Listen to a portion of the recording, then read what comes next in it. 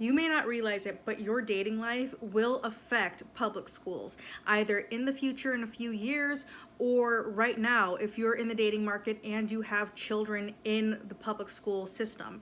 Now, my name is Clary. I was a substitute teacher of all grade levels, so I got to really witness this face to face, and I really got to see the effects of it in elementary school because the children are so young, they're very impressionable, and they are really affected by what the parents are doing.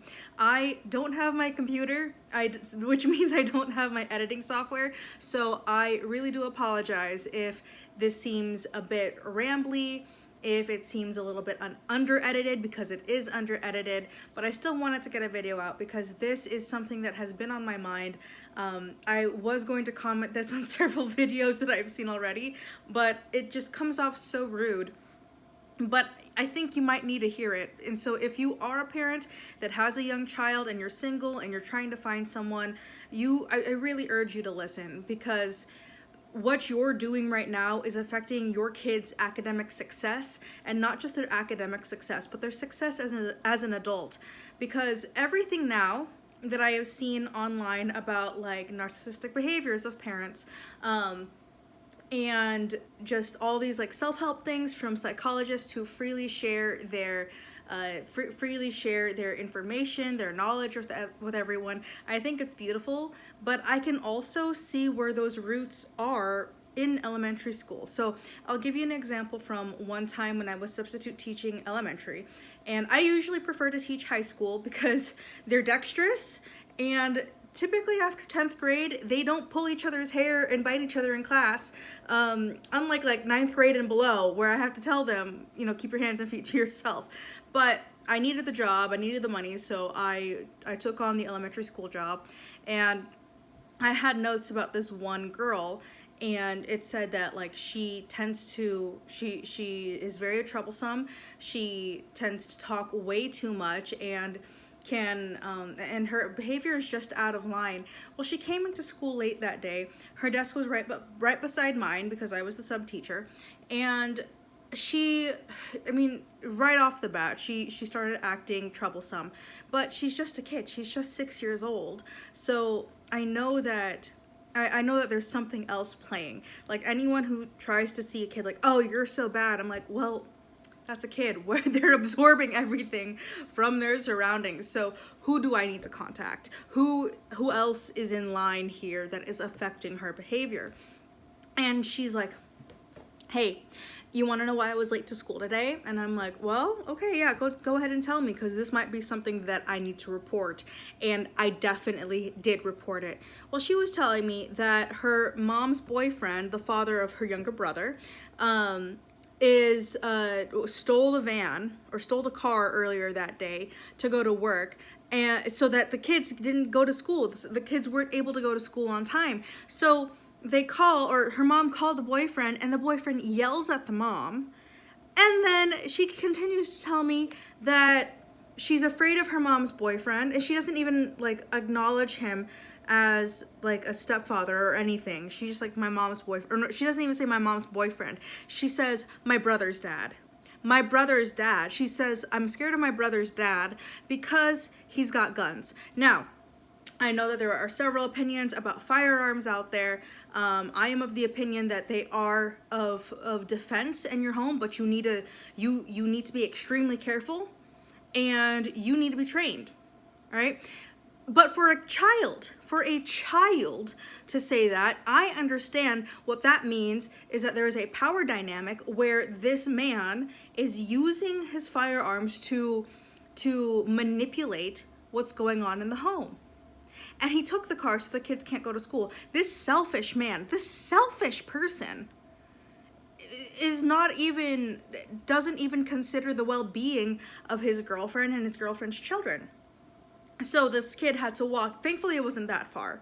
But this kindergarten or first grader had to walk from home because her mom's boyfriend wouldn't give back the car. In that situation, if I were this mom's friend, I'd be like, you need to leave this man immediately. But this man seems kind of violent, right? And whenever I was job shadowing my 5th grade teacher back when I was in high school, it was a graduation requirement that we had to job shadow someone, or at least a few people. So I job shadowed, I think I just job shadowed my teacher, and then I later job shadowed a chemical engineer. I think that was later on in college. But I job shadowed my fifth grade teacher because I was considering becoming a teacher. There's a lot of people in my family who are teachers, so I'm kind of bred to be a teacher, and I ended up being one. But this fifth grade teacher, one of my favorite people in the entire world, he was telling me that one of his students, they were sent off to specialist. I think it was like library or music that day. And he says, this kid's dad is the biggest dickhead asshole that I've ever met. And I'm like, oh my gosh, I'm hearing the tea at like 17 or 18 years old. And oh my goodness, my teacher, who would get on to us at 11 years old for cussing and swearing and whatever, and just saying maybe even like the smallest minced word ever. And he's calling this kid's dad a dickhead asshole. And I'm like, oh, well then he's gotta be bad. And he says that this kid, his dad has 17 children by 9 different women, is not responsible at all whatsoever. And then he points to another kid that is also troublesome and doesn't ever speak about dad.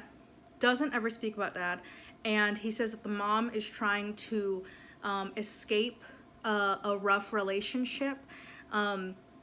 Or I think, no, the person whose kid, or the kid whose biological father has 17 different children, the mom was in a different relationship where she was trying to escape that. So he wasn't even sure, the teacher wasn't even sure if that kid would even come back to school. And then the other kid who was troublesome, never spoke about dad at all. His mom was very involved in the native indigenous community, and could not dedicate as much time to her son. And those were just 2 examples. I mean, to be discreet about one of them, my teacher said it in these words: I was told I cannot touch my student, and that's difficult for me because I hug my students all the time, but I was told not to touch the student. This was a female student, because and this is his words, she has experienced more life than most college students. And I'm like, at 11 years old, which saddened me because I don't think that would have been consensual at that point in time.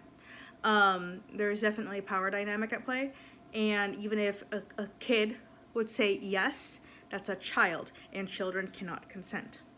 So I was like, what is up with this? Like, why are women choosing such crap men?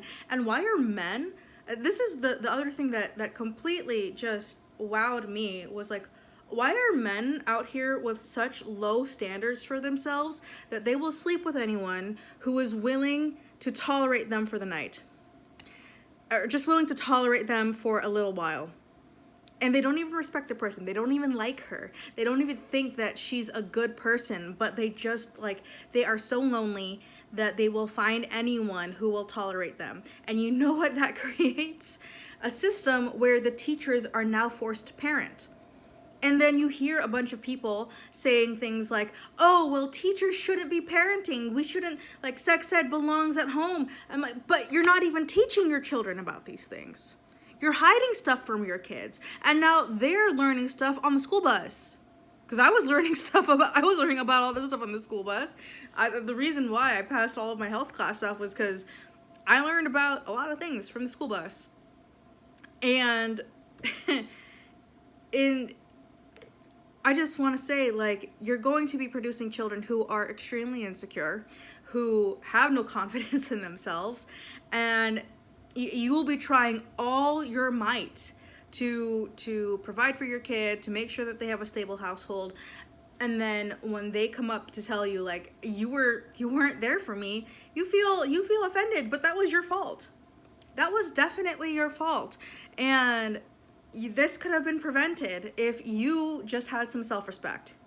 So if you have enough security and you heal and you are able to find your person and be patient enough to find someone who actually respects you, who actually likes you for who you are, and who brings out the best in you, you're going to produce kids that have a secure home, that have a secure place where they can say my mom and dad. Like, it was a huge difference when I went to school, public school in the Pacific Northwest versus going to a public university in the South.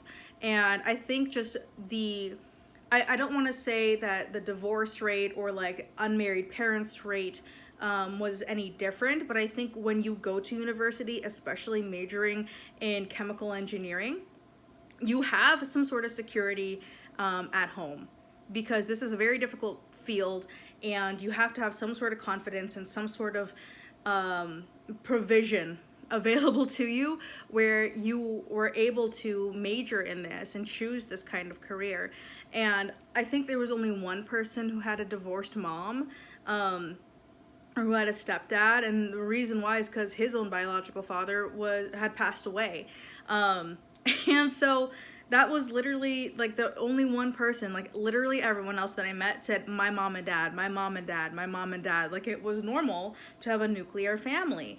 Whereas back home, it was like, oh, my mom's house and my dad's house. Oh, I left my homework at my dad's house. I need to tell my teacher about that. So it was like, I mean, there's the difference in the places. I don't necessarily want to say that the Bible Belt was holier or whatever. I think it's just like my subsect of people that I interacted with in university would have had married parents to begin with.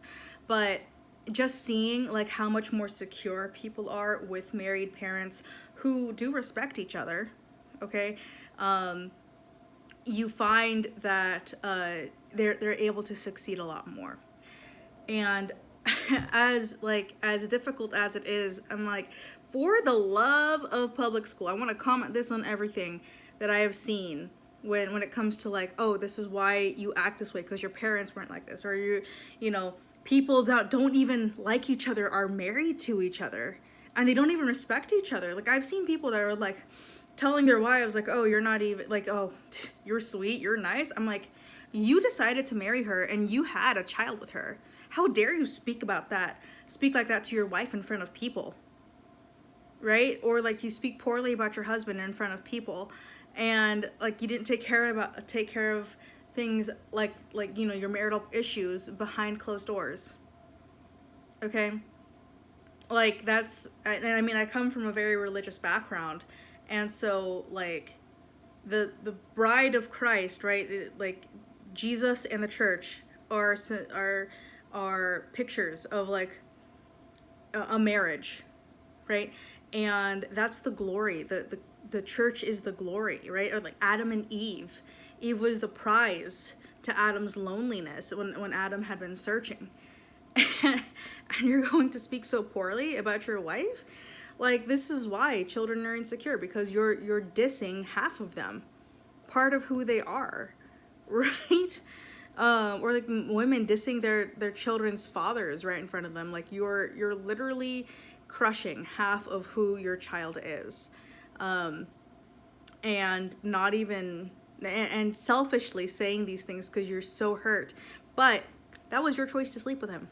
So if you want a better society, you need to close your legs. And I'm not saying that in like a puritanical standpoint. I'm saying that from a self-respect standpoint, where, and men, like, keep it in your pants. Like, don't just find someone who is going to tolerate you and then later on down the line screams at you all the time and you can't even speak to them. Like, some of you just tolerate women who are crazy, who are absolutely crazy. And then like I had met another substitute teacher that said like this kindergartner's dad was saying like, hey, can you make sure he eats his vegetables because his mother and I aren't speaking right now, and I just need some help. I just need some help. And I'm like, okay, I'll help. But like, you can't, you're the adult. You two are the adults here, and you need to be responsible for the child that you have consensually created. All right? And if you two don't want to be responsible for this child that you consensually created, y'all shouldn't have been sleeping together in the first place. Y'all shouldn't have been. Because how how do you allow yourself to sleep with someone that doesn't respect you? How do you allow yourself to sleep with someone that doesn't like you? Honestly speaking, how do you allow yourself to be so lonely that you will find anything that's willing to sleep with you? You're ruining public schools. You're making it harder for teachers to teach because now they're stuck with parenting since y'all aren't doing that at home. Okay, I'm gonna get riled up and it's been 15 minutes. So, let me know your thoughts in the comment section. I know that this is kind of a hot take, pretty much a hot take, but this is the result. I mean, I've seen a ton of things in elementary school, especially because of the dating lives of these kids' parents. And if you're not going to fix your dating life, don't expect a good culture. Don't expect a good society later on. All right, I will see you in my next video. Bye, guys.